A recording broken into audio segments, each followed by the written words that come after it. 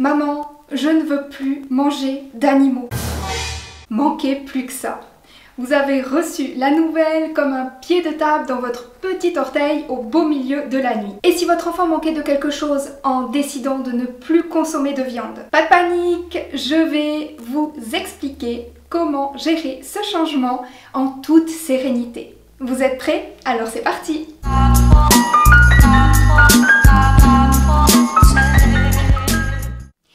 Nous allons aborder le sujet en 4 points. Point numéro 1. Pourquoi ce soudain changement dans l'esprit de votre enfant? Point numéro 2. Végétarien, qu'est-ce que c'est? Petit rappel. Point numéro 3. Quels sont les risques à ne plus consommer de viande et de poisson? Et point numéro 4. Comment pouvez-vous l'accompagner dans cette démarche? Je vais vous donner des conseils généraux pour aider votre enfant à transitionner sereinement sur un mode de vie végétarien et l'accompagner également dans ce changement. Je vais vous parler comme je parle aux parents de mes petits patients qui me téléphonent en panique pour m'annoncer que leur progéniture ne veut plus consommer de viande, ni de poisson d'ailleurs. Certes, cela peut vous effrayer en tant que parent.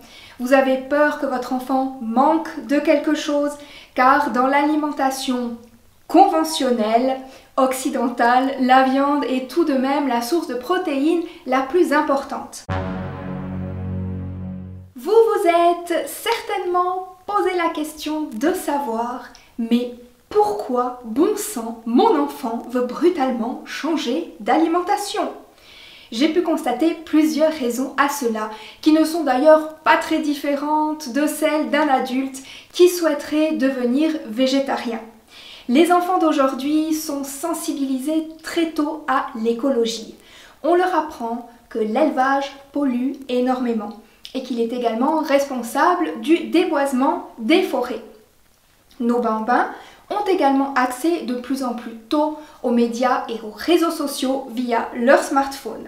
Ils sont donc confrontés aux scènes de torture qu'on inflige aux animaux d'élevage.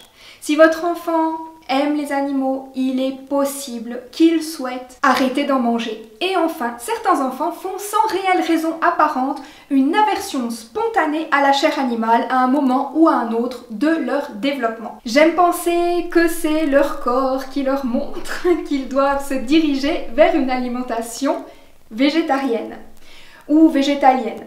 Quoi qu'il en soit, il faut garder à l'esprit que les enfants et les adolescents ont souvent une sensibilité exacerbée, raison pour laquelle ils peuvent plus facilement se sentir investis pour l'environnement et la cause animale, lorsqu'ils y ont été sensibilisés évidemment. Petite piqûre de rappel, un végétarien, qu'est-ce que c'est? Végétarien signifie que vous ne consommez aucune chair animale, que ce soit de la viande, du poisson, des fruits de mer, des escargots, des grenouilles, des vers, des insectes, etc. Par contre, vous pouvez consommer des produits laitiers et des œufs, du miel ou toute autre substance qui a été produite par un animal sans entraîner sa mort.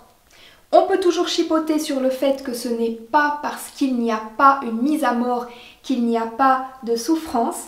Prenons par exemple la production des œufs qui entraîne la mort des poussins mâles.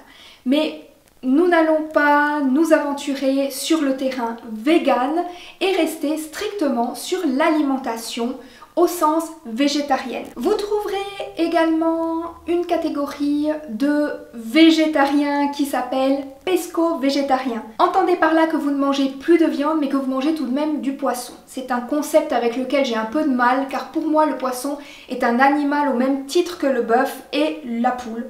Il n'est pas plus légitime selon moi de le tuer. Le décor est planté, attaquons-nous au vif du sujet et à la grande question que vous vous posez certainement.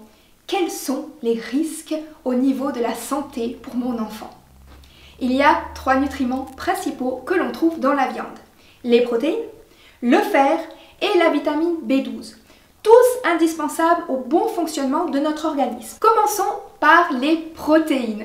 Tout d'abord, il faut savoir que notre corps ne va pas utiliser les protéines telles quelles.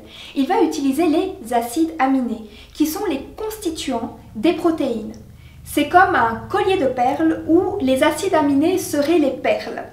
Tous les acides aminés sont présents naturellement dans les végétaux, mais votre enfant trouvera également tous les acides aminés essentiels dans les œufs, qui sont la source de protéines animales la mieux assimilée par notre organisme humain. Il détrône la viande sans aucune difficulté. C'est donc la source de protéines que je conseille en priorité aux enfants végétariens. Préférez des œufs biologiques, frais, de poules élevées en plein air et nourries aux graines de lin, car ils contiennent des oméga 3 sous forme de PA et de DHA, qui sont indispensables à la bonne croissance du cerveau de votre enfant. Les produits laitiers sont également une source de protéines, mais qui malheureusement causent parfois des intolérances ou même des allergies. Donc préférez les œufs.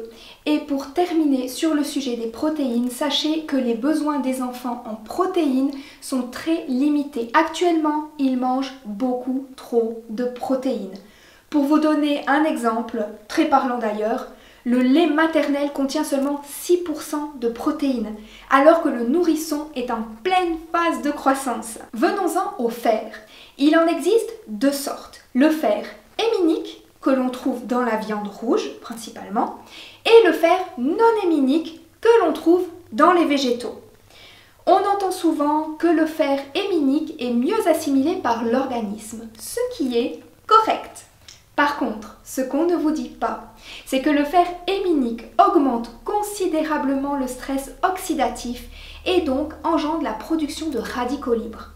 Selon les études, il augmente les risques cardiovasculaires et les cancers. C'est pourquoi on préconise de préférer le fer non héminique.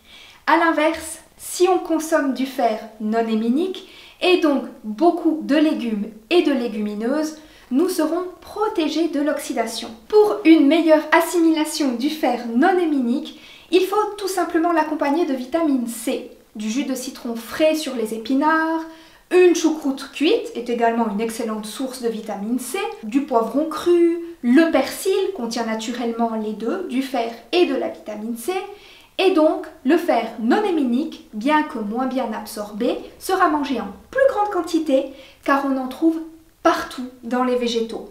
Et donc, au final, on s'y retrouve.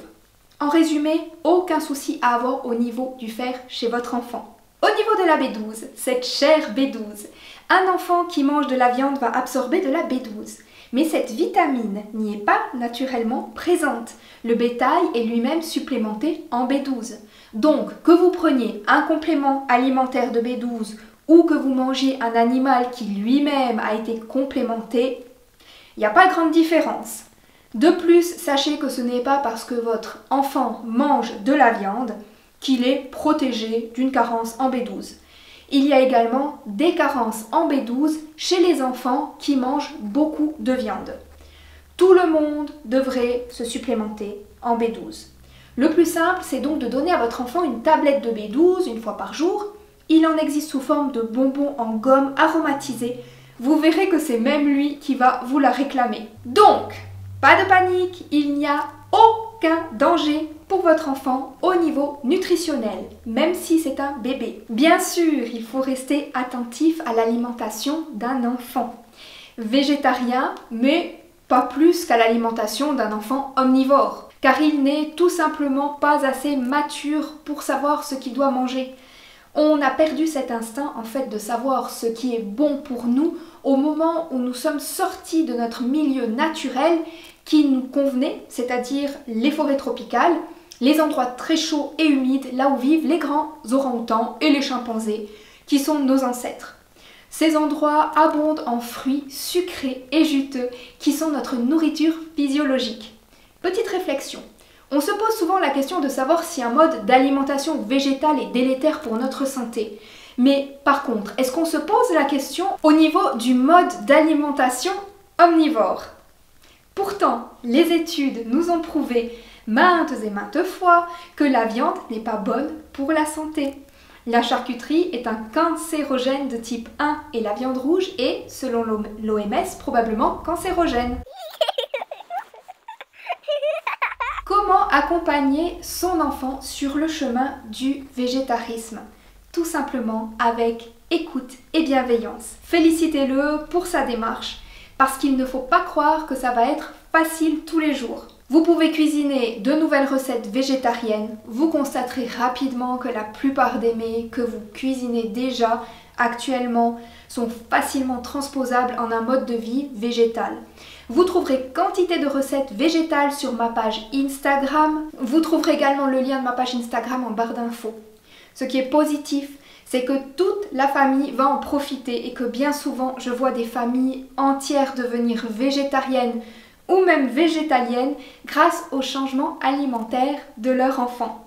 Et la santé de ces familles s'améliore grandement et très rapidement dans la foulée.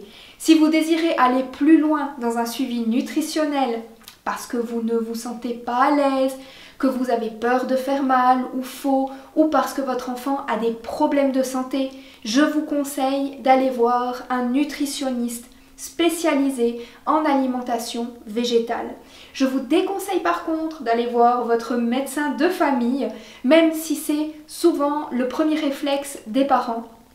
Ce n'est pas forcément une bonne idée, car le médecin, autant formé qu'il soit dans le domaine purement médical, n'aura reçu au cours de tout son cursus de médecine qu'une dizaine d'heures en tout sur la nutrition.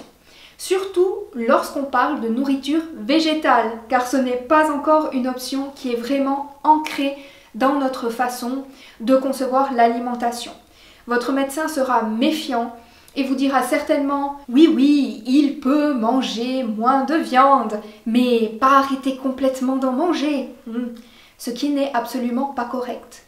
Je fais pour ma part des consultations avec des parents, des familles qui souhaitent transitionner sur un mode d'alimentation végétale. Il suffit souvent d'une ou deux séances pour donner l'impulsion à toute une petite tribu qui s'épanouit ensuite dans ce nouveau mode de vie. Je fais également des consultations via Skype, alors n'hésitez pas à me contacter au besoin. Nous terminerons sur cette jolie citation qui résume bien la problématique. Manger est un besoin, savoir manger est un art. Lâchez un petit pouce en l'air pour m'encourager, abonnez-vous à ma chaîne pour ne manquer aucune de mes vidéos. N'hésitez pas à me poser vos questions en commentaire et surtout, prenez soin de vous. Via Felicia à tous!